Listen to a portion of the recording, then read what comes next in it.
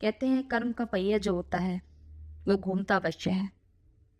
समय बहुत बलवान है, इसलिए कहा जाता है कि कर्म को बहुत सोच समझ के करिए, क्योंकि जैसा ही आप बोओगे वैसा ही आपको काटना होता है।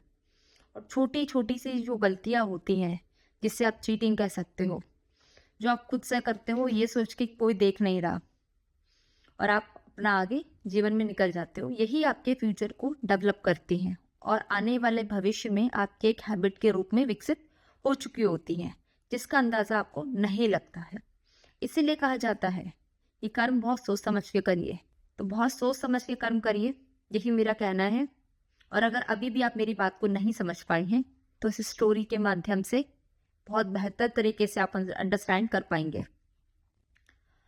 तो कीर्त नाम का एक व्यक्ति होता है जिसकी एक शॉप होती है गांव के अंदर। तो एक बार क्या होता है कि कीर्त की दुकान पर एक व्यक्ति आता है जो कि कीर्त से हमेशा 1 किलो घी के बदले 1 किलो गेहूं लिया करता था। जो ये हिसाब किताब इनका जो होता है वो 3 जनरेशन से चल रहा होता है। तो कीर्त क्या करता है, 1 किलो घी लेता है और रामू को बदले में 1 किलो गेहूं वापस करता है। ये हिसाब किताब जो है इनका कई सालों से चल रहा होता है। तो प्राइजेस कभी हाई होते हैं कभी डाउन होते हैं, दोनों पे इस चीज़ का कोई असर नहीं होता, क्योंकि दोनों की फैमिलीज जो होती है बहुत सालों से इसी तरीके से हिसाब किताब करती आ रही होती हैं। तो एक दिन क्या होता है कि कीर्त सोचता है क्यों ना घी को खोल के चेक किया जाए।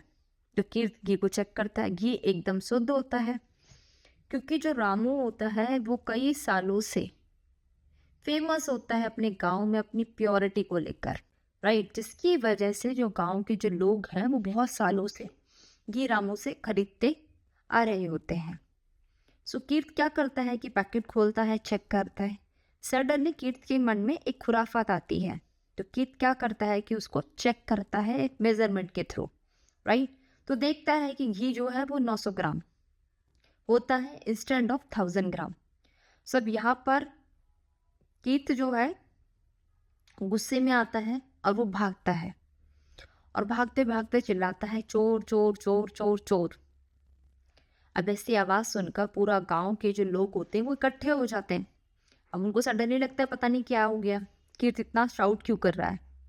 तो लोग बहुत इकट्ठा हो जाते हैं। फिर वो उससे पूछते हैं, वो किसी को कुछ नहीं बताता। वो पंचायत के जो मुखिया होते हैं उनसे मिलता है और उनको बताता है कि इसने मेरे साथ चीटिंग की है। पिछले 5 सालों से मैं इसको घी के बदले 1 किलो गेहूं देता आया हूँ।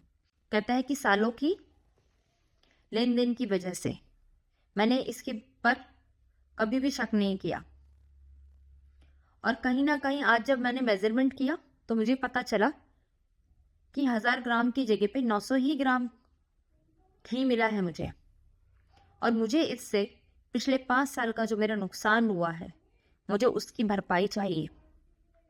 अब यहाँ पर जो पंचायत के जो हेड होते हैं वो कीर्त को देख रहे होते हैं। फिर वो कहते हैं, रामू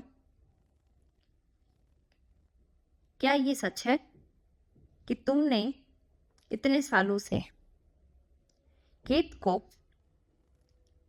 1000 ग्राम की जगह पे 900 ग्राम का घी दिया है,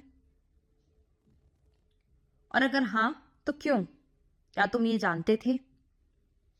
अब यहाँ पर जो रामू होता है वो बिना डरे आंखें ऊपर करके तीर्थ की ओर मुड़ता है और कीर्त को कहता है कि मैंने तो पूरी ईमानदारी के साथ उतना ही घी आपको दिया जितना आपने मुझे गेहूं दिया, क्योंकि इतने सालों से आज तक हमने कभी तोला ही नहीं।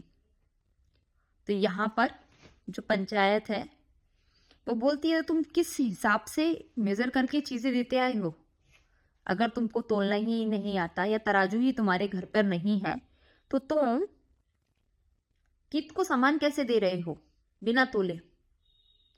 तो जो रामू होता है वो कहता है कि मैंने तो कीत से जितना भी गेहूं लिया उस गेहूं को समान वजन अनुसार ही घी वापस किया है, क्योंकि मैं दोनों को एक समान रखकर ही वेट करने के बाद ही चीजें नापता था। तो इसमें मैं कहाँ से गलत हुआ? ये सुनकर सारे लोग दंग रह जाते हैं।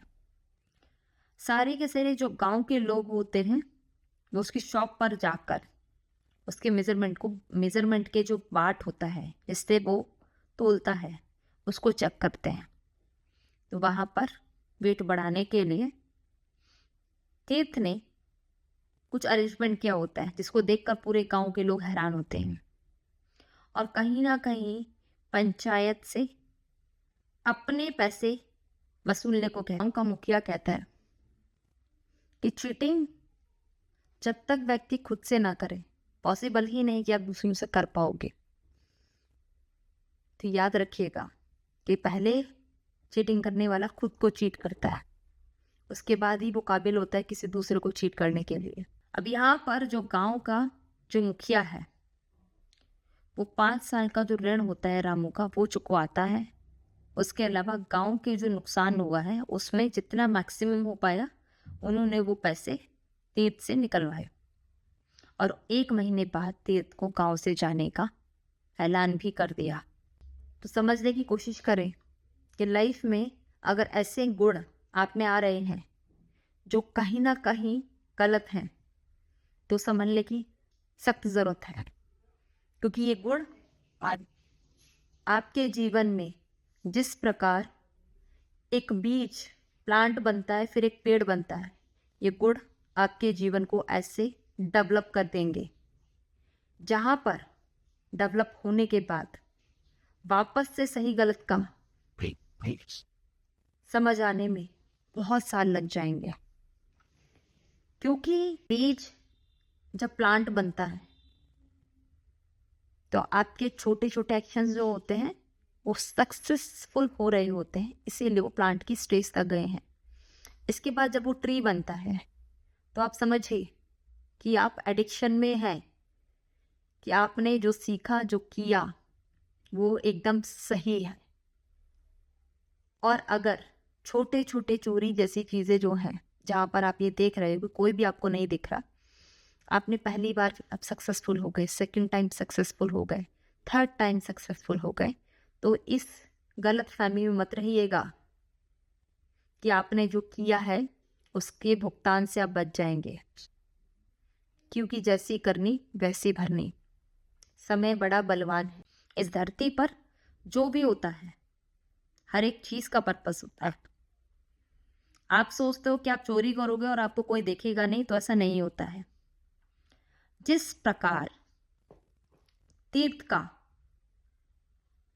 इतना चोरी करने के बाद भी पकड़े ना जाने का डर तीर्थ में नहीं था, उसी प्रकार एक चोर जब अपनी चोरी में सफलता हासिल करता है तो उसके दिमाग से डर निकल जाता है कि कभी वो पकड़ा जाएगा।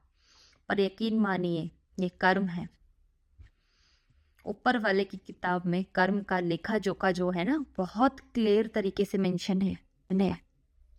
आप धरती वालों से कितने भी बच लो, लेकिन जिस दिन वो हिसाब किताब करने पर आता है आपकी चोरी सबके सामने होती है और आप उसको बैलेंस नहीं कर पाते हो, कंपनसेट नहीं कर पाते हो। तो ध्यान रखिए, कभी भी कमजोर व्यक्ति को देखकर अपना बल और अपना ज्ञान का प्रदर्शन ना करें, क्योंकि गलत चीजें जो होती है ना उसे प्रूव करने की जरूरत पड़ती है, और जो सही होता है और जो सच होता है वो स्वयं ही प्रूव हो जाता है। Thank you.